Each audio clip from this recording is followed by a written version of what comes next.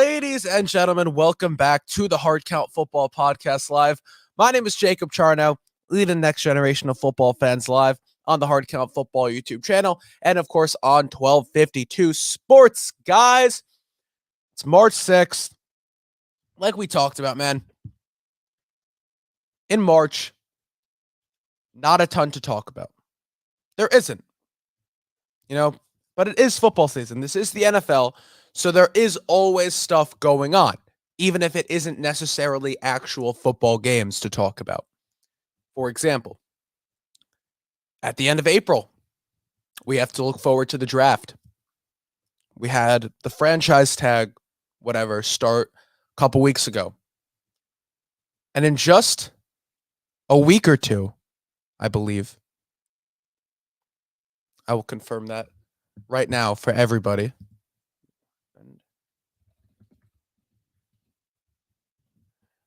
And in a few weeks, March 16th, when the new league year starts. At Lowe's, you never have to be finished with your finishing touches, with aisles of ways. When the new league year starts, something happened in my headphones. We get free agency.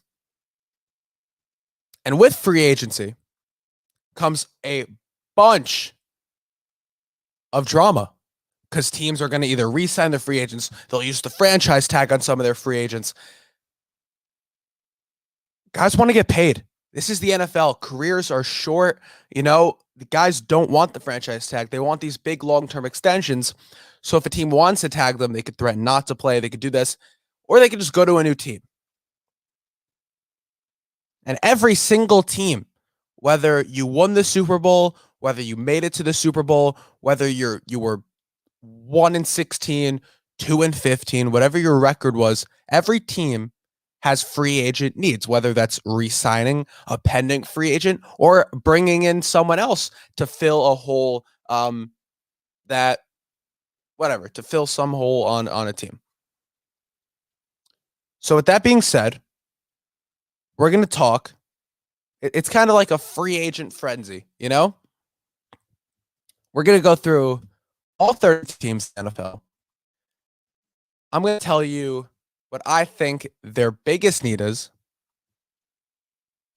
and I'll tell you what player they should go after. One player they should go after, their top priority free agent, who that should be, and who's going to be the best fit there. And then we're going to talk some headlines. I'm going to go on a little rant at the end of my show about some stuff. With that being said, let's get this thing started. No guests today, just me. Harry, little under the weather, so he will not be joining us this week, unfortunately. So I had to come up with something fun, so we're doing this. So let's start up in the AFC North, shall we? The Super Bowl runner-up, Cincinnati Bengals. I think their number one priority free agent should be offensive tackle Teron Armstead. Teron Armstead played with the Saints last year, and he's been...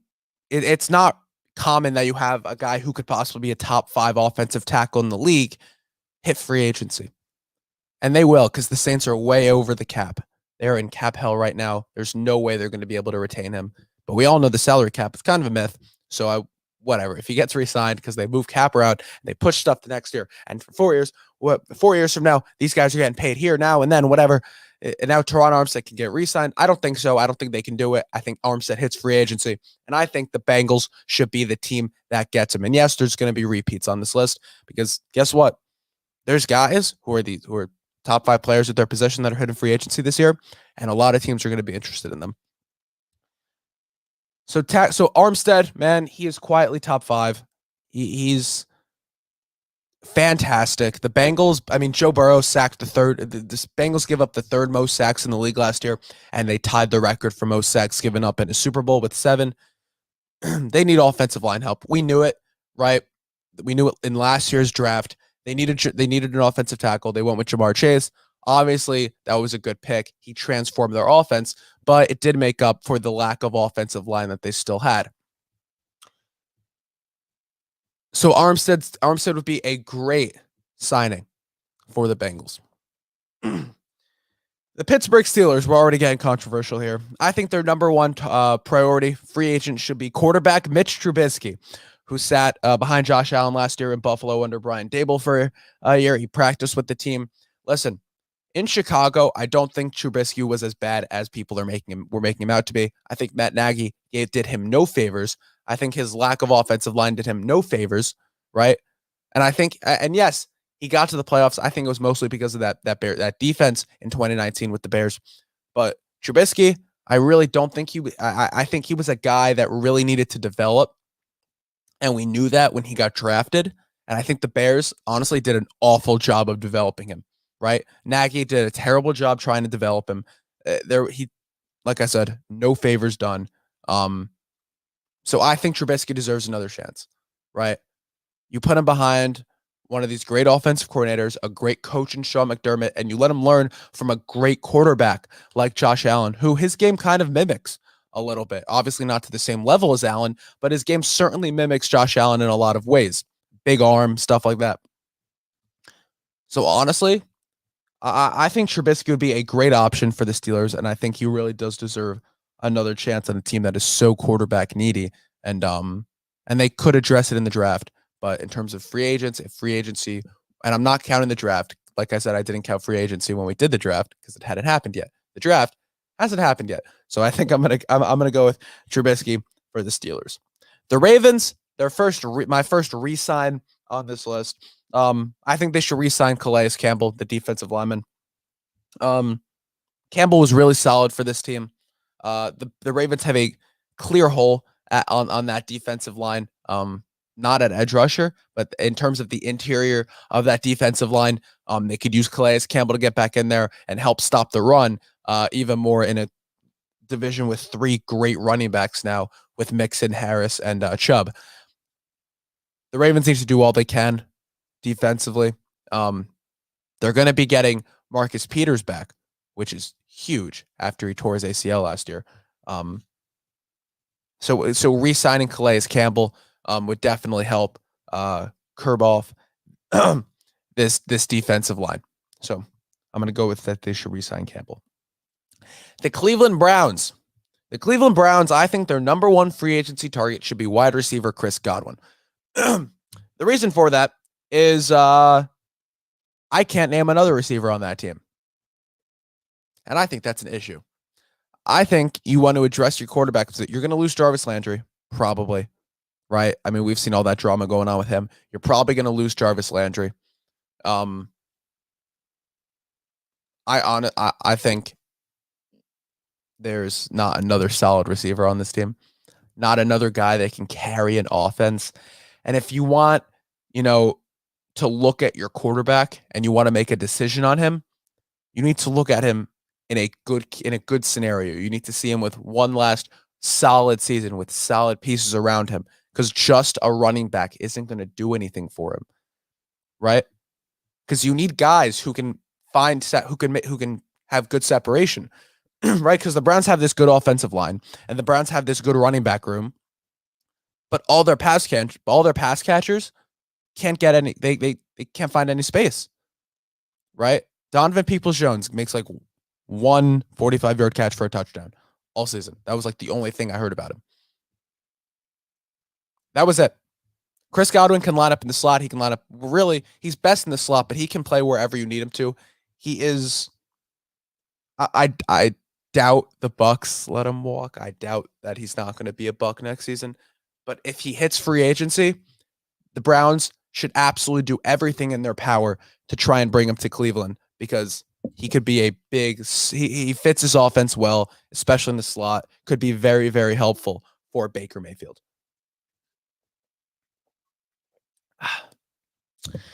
Next up, we're heading to the AFC South. First up in the AFC South, the Houston Texans. This Texans team, they were bad. They were really bad, but they outplayed themselves. They certainly outplayed themselves.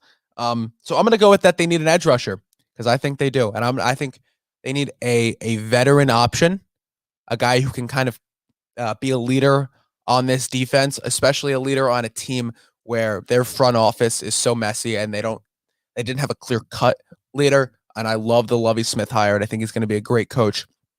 And I love his defense. I loved his defense last year. So I think Chandler Jones, the edge rusher, is going to be a great option. It was reported the Cardinals are not expected to use their franchise tag on Chandler Jones, meaning he probably will hit free agency. And I think the Texans would be a nice landing piece for him. I know he probably is nearing the end of his career and he's not as effective as he was 5 years ago, but and he even might want to win right now, and this isn't a win now team. But if the Texans can pay him enough money to bring him in, I think he'd be a great fit for this defense and for Lovie Smith. The Indianapolis Colts, we got a repeat. I know the Colts should also go after Chris Godwin. Chris Godwin, man, I just hyped him up so much. The Colts, T.Y. Hilton's going to retire. I don't even know how much he played last year. Michael Pittman Jr. is, I think, one of the best young receivers in the league with the most upside. You have a really solid offensive line. You have one of the top running backs in the league, arguably the best. I don't know if he's the best. He's top 3, top 4. But he had the best running back season last year that I've seen in a couple of years. And so whatever quarterback you decide to put back there, because it's not going to be Carson Wentz, whatever quarterback you decide to bring in, whether that's, that's drafting a guy, whether that's letting one of those guys that you drafted in the last 3 years in the later rounds come out and do something, whether that's making a trade, whether that's Trubisky, whether that's Jameis Winston, whoever it is, you need to get him weapons. You need to get that guy weapons. Same thing with the Browns. Same situation. I think Chris Godwin, pairing him with Michael Pittman, that could allow Michael Pittman to do Mike Evans-like things next year and allow Chris Godwin to keep doing Chris Godwin-like things, depending on that quarterback situation. So they should probably figure that out first. But I think their number one priority this offseason is going to, besides quarterback, it's going to be wide receiver. So I like that for the Colts. The Jaguars, another repeat. I'm sorry. Offensive tackle, Teron Armstead, man, for the Jaguars. Any offensive tackle, whether that's Orlando Brown, Armstead, whoever it is, they're going to lose Cam Robinson. So any relatively solid offensive lineman they had is gone. They could really use a core. They need an offensive line. Trevor Lawrence, man, I feel for you if they don't address that this offseason. I think they'll go Evan Neal with the first pick of the draft. So that'll help them. That'll boost it. But as of right now, man, Armstead would be super helpful. And especially if you can land him, then you can even look to go elsewhere in the draft and go with a guy like Aiden Hutchinson and address defense a little bit at edge. There's a lot of options if you can sign a solid offensive tackle in free agency for the Jaguars. So I really do like that Armstead move for them. Where am I? The Tennessee Titans. I think they need to re-sign their edge, Harold Landry, quietly, one of the best in the league. He was a really, really solid edge rusher. And for a Titans team that had so much dysfunction in terms of injuries, Landry was one of the consistent, solid pieces, and every single game that you watch for the Titans, he was there making an impact. So they should definitely bring him back. Yeah.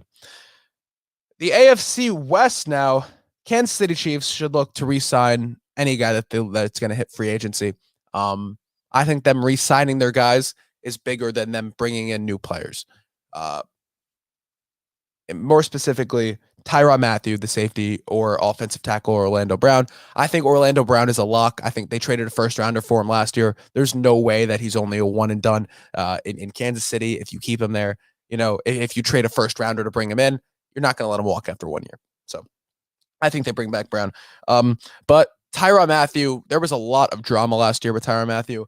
I don't understand why he wouldn't want to be in Kansas City. That's probably his best chance to win out of any other team he would go to, but he might want to get paid, and the Chiefs might not pay him, which I couldn't understand, right? Because even if Tyrann Mathieu wasn't on the Chiefs right now, I'd say that they should look to bring in Tyrann Mathieu or a guy like Jesse Bates or a guy like Marcus May, because they're besides like the last quarter and then into the playoffs of that season of last season, the Chiefs secondary was atrocious.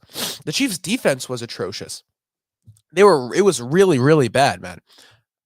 I don't know how people don't remember that, right? I know they played well, but They played well in the last quarter of the season. But do we not remember the first 7 weeks, 8 weeks of the year when we're like, oh my God, we're like, oh, wow, the Chiefs might not even make the playoffs. Like they might not win their division. This defense is so bad.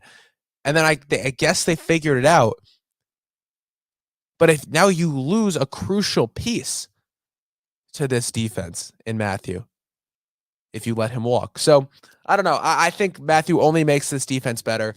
And unless they're planning on bringing in some top, unless you already have some top guy lined up that you know is going to sign with you, like a Jesse Bates, I couldn't see a reason why they shouldn't re-sign him, especially on a long-term extension.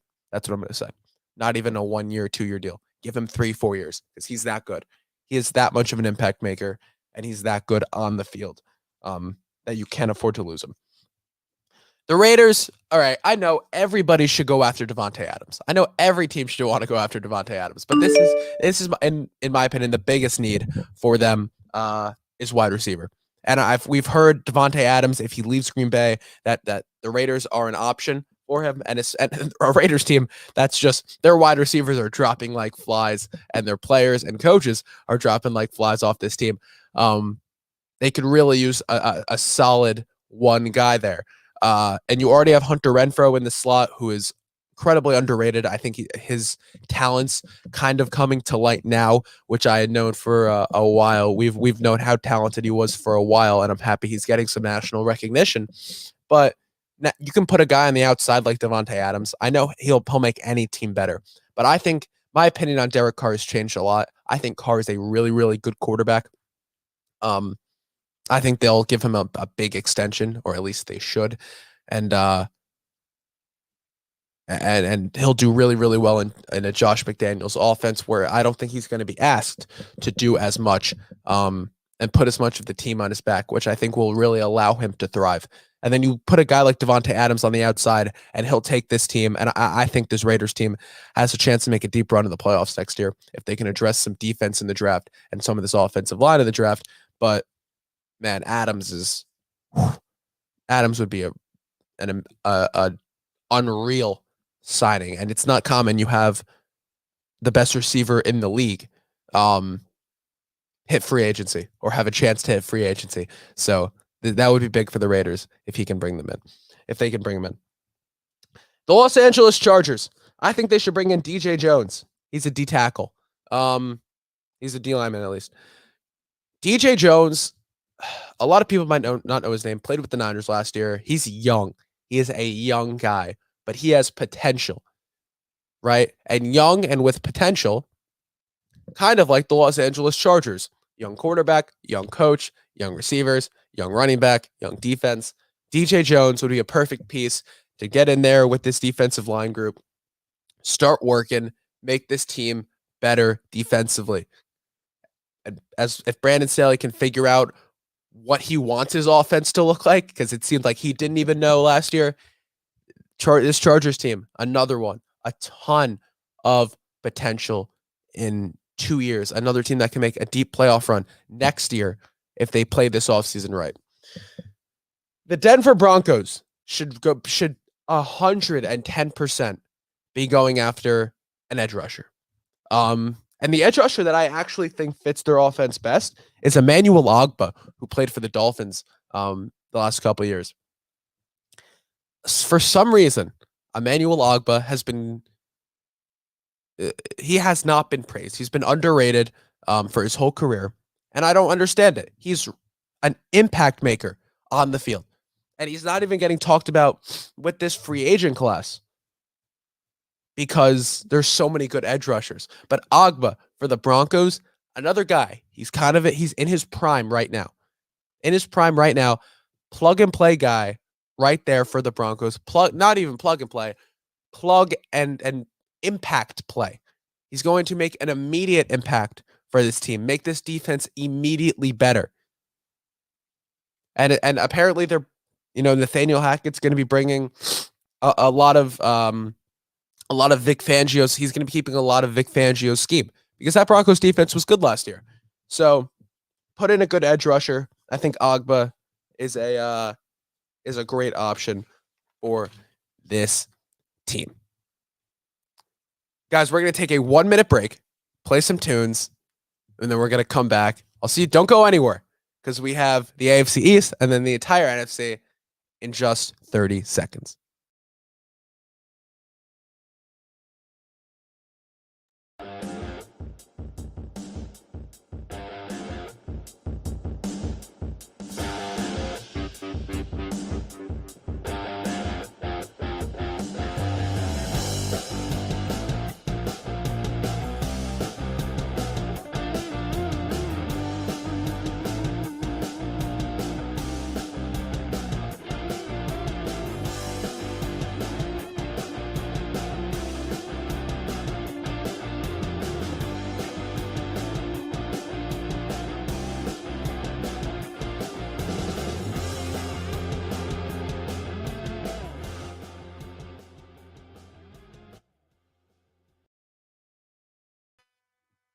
And we're back.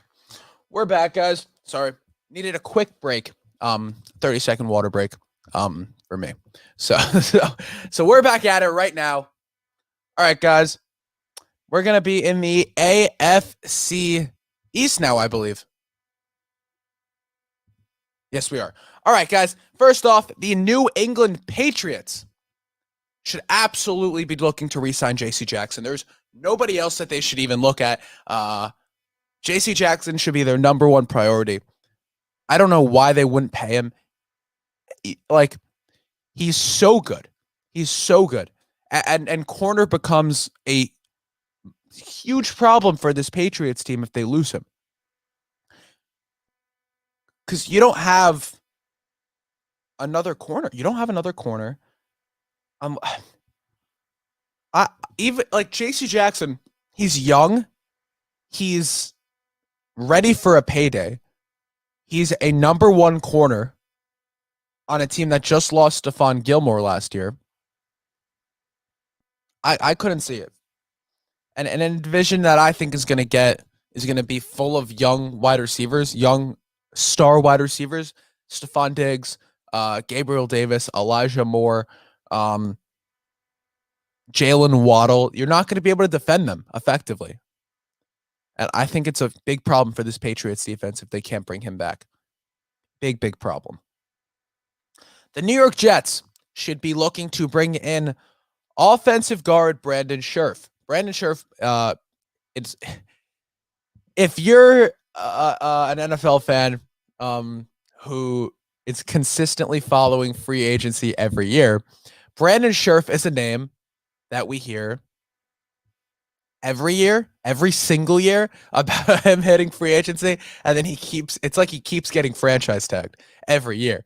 It's crazy. It feels like it. Even if he doesn't, it feels like it. It feels like he's constantly going to hit free agency and then he never does. I think it's almost certain he's hitting it this year. He'll be playing for a new team. I've heard all those relationships in Washington with him and them. I heard they're severed, those ties. So Scherff should be a Jet next year. He should be. He should be a Jet. Imagine if the Jets bring him in, right? Then you have Mekhi Becton. You have Elijah Vera Tucker, left tackle to left guard. You have Connor McGovern at center, who played, and you look at the stats, he really was not bad last year. You have a right tackle in George Fant that's solid. And then you have a starting guard too. You round out this offensive line with a guard. And a solid one at that in Brandon Scherff. So then you look at the Jets draft and you say, oh my God, well, they don't have any offensive line needs. In a draft that is filled with offensive linemen, especially at high up in the draft. So you have pick 4 and pick 10. So you have 2 picks in the top 10 also. Oh, well, now the Jets can address, let's say edge. They can address their defense. They can address edge rusher, corner, wide receiver with those 2 picks. And then all of a sudden you have you have 3 more starters on your team, 3 instant starters on your team, right? Because let's say the Jets go with, let's say Kayvon Thibodeau falls to 4 for the Jets, right? You can draft him, or you can draft Kyle Hamilton, depending on what that situation looks like. Because one of them will absolutely be available to you. Then at 10, I mean, Sauce Gardner might fall to 10, which is looking less and less likely after his pro day. After that combine workout, he's nuts. He's so good. Garrett Wilson, Treylon Burks. There's so many options for this team. Jermaine Johnson, edge rusher out of FSU, who's a dog. Listen, there's so many options for this Jets team. If they can just bring in one of these great guards, an immediate starting guard. Same thing if it flips. Same thing if they can get a guy like J.C. Jackson. But I think J.C. Jackson's demand and the amount people are going to pay him is going to be way too high for the Jets, for Joe Douglas to go after. But yeah, Brandon Scherff for the Jets. Buffalo should absolutely same thing. Go after J.C. Jackson, man. Go after J.C. Jackson unless you can get a long-term deal done with Levi Wallace. You imagine pairing J.C. Jackson with Trey White as a Jets. See that in the AFC, and I don't think any team in the AFC should want to see J.C. Jackson paired with Tre'Davious White, because man, that would be disgusting. The Miami Dolphins should go after Orlando Brown if he doesn't get re-signed, or same thing, Teron Armstead, whatever offensive tackles there. Because Mike McDaniel's there. Mike McDaniel comes from San Francisco. San Francisco, great offensive lineman. It's going to be tough for Tua. If Mike McDaniel wants to put that Shanahan West Coast offense, if he wants to implement that, you need a good offensive line to run it effectively. And I think that the Dolphins, they don't have that. So they need to bring in an offensive lineman. So Orlando Brown for the Dolphins. The Green Bay Packers, Devontae Adams. That's it. He should be your number one priority. He should be the priority for free agency. That's it. Just Devontae Adams. Whatever you have to pay him.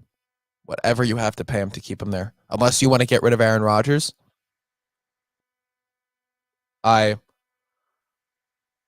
you want to get rid of Aaron Rodgers, go into a full rebuild, there's no way you shouldn't bring Devontae Adams back.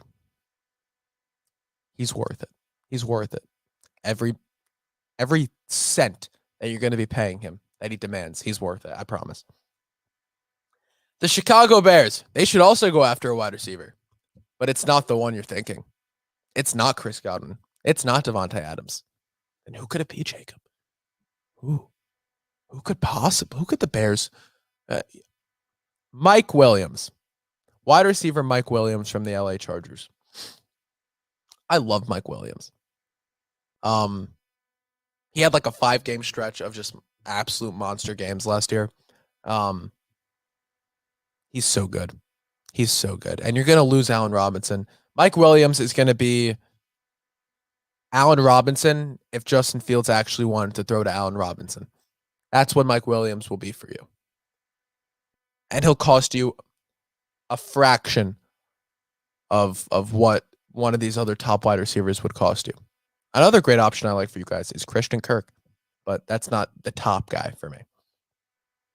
If you guys can somehow lure Mike Williams away from the Chargers, I think that the Bears are a great fit for him to pair with Darnell Mooney in this offense. I think it's great. The Minnesota Vikings, they should be going after Carlton Davis, the cornerback who played in Tampa.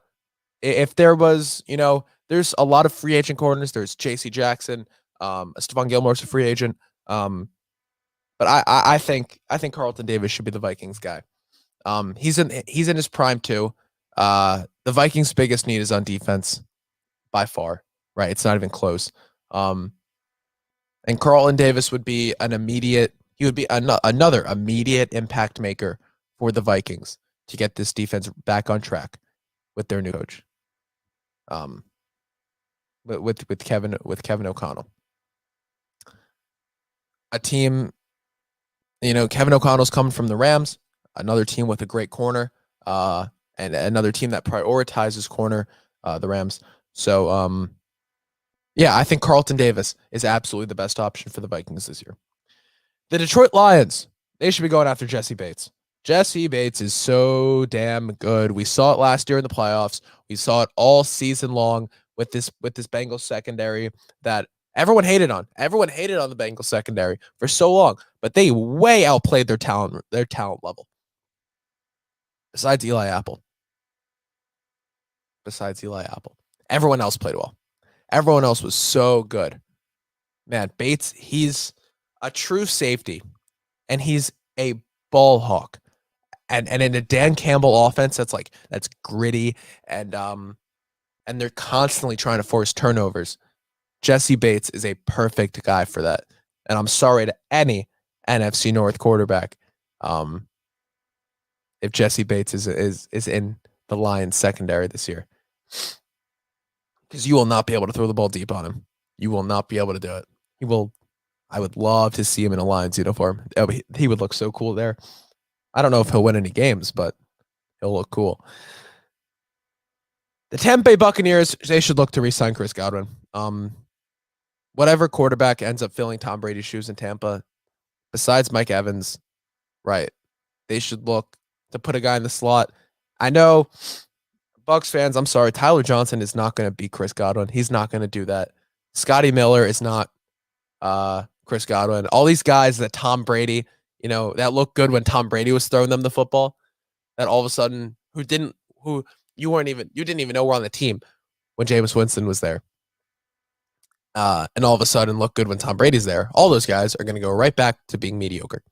I know Tyler Johnson just got drafted, but man, Chris Godwin, you have to keep this top tier Bucs wide receiver room, or else you're going to see a massive decline. Because then you could start seeing a lot of double teams on Mike Evans when you couldn't double team anyone on the Bucs offense before. Now you can double team Mike Evans and effectively make him ineffective and the rest of the offense ineffective if they can't step up. So bringing Godwin in he's the X factor in my opinion on this Bucs offense. The New Orleans Saints, their number one priority is quarterback, Jameis Winston. This team was 6-1 when he played, 6-2 when he was the quarterback until he got hurt. The Saints were good, and they can't afford to bring in a big name quarterback. So I think Jameis Winston is the perfect guy for them. I don't want to hear any of that hate. He played really, really, really well, much better than anyone thought he was going to play when he was in the game last year for the Saints. So if he can come back and look the same, or at least 80% of what he looked like during the season last year, this Saints team, they shouldn't fall off too much with their quarterback play. The Falcons, they should also be looking to get Carlton Davis in the room. I mean, AJ Terrell, still underrated somehow. He was so good last year, somehow still underrated. AJ Terrell had some of the best games out of any corner in the entire league. I think statistically he was a top 5, maybe top 3. So getting another guy to pair with him, that's the problem, right? They don't have any second option at corner, which I think is important.